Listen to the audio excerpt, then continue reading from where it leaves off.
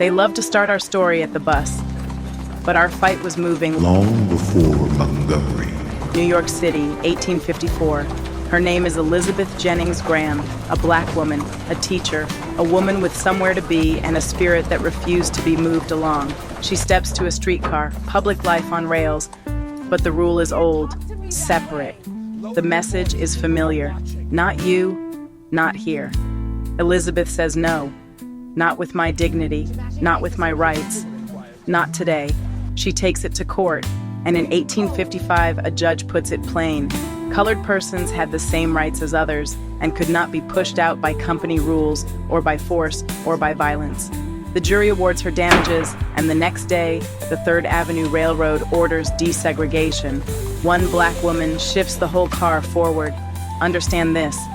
This is the blueprint, the ancestor to the sit-ins, the boycotts, the refusals we later speak of with Claudette Colvin and Rosa Parks.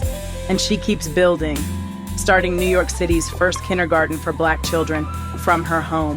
So when they ask where the movement began, tell them it was already in motion on a streetcar in 1854 with Elizabeth Jennings Graham.